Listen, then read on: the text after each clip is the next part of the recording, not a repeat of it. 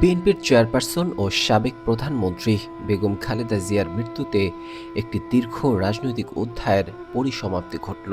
স্বাধীনতার পর বাংলাদেশের রাজনীতিতে যে কজন নারী নেতৃত্বে দৃঢ়ভাবে নিজেদের অবস্থান তৈরি করেছিলেন, খালেদা জিয়া তাদের মধ্যে অন্যতম। সামরিক শাসনের সময় থেকে শুরু করে গণতান্ত্রিক আন্দোলন, সরকার পরিচালনা, বিরোধী দলীয় রাজনীতি, প্রতিটি ধাপে তিনি ছিলেন আলোচনার কেন্দ্রবিন্দুতে।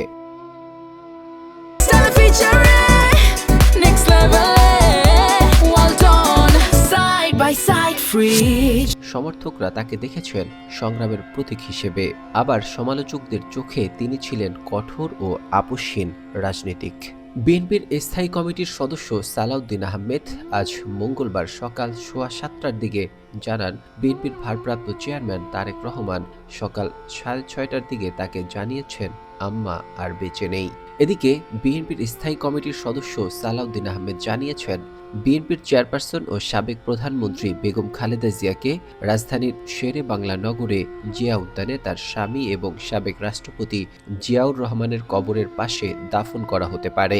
তিনি আরও জানান, খালেদা জিয়ার জানাজা আগামীকাল বুধবার রাজধানীর মানিক মিয়া অ্যাভিনিউতে অনুষ্ঠিত হতে পারে।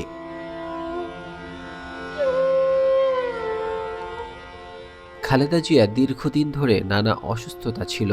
চলতি বছর 7 জানুয়ারি লন্ডনে খালেদা জিয়াকে চিকিৎসা দেওয়া হয়েছিল। তার স্বাস্থ্যের অনেকটা উন্নতিও হয়েছিল, তবে নানা রোগের জটিলতার ধকল তিনি সহ্য না করতে পেরে দুর্বল হয়ে পড়েছিলেন। বয়সও ছিল প্রতিকূল, প্রায়ই গুরুতর অসুস্থ হয়ে পড়েন। হাসপাতালে ভর্তি করানো হতো।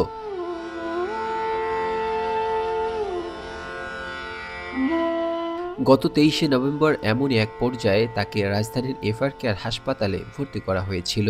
1 মাসের কিছুদিন বেশি সময় তিনি সেখানেই চিকিৎসাধীন ছিলেন। এবার তিনি আর চিকিৎসায় সাড়া দিতে পারলেন না।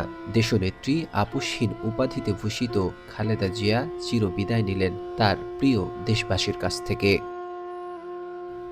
ডেস্ক রিপোর্ট, 21শে টেলিভিশন।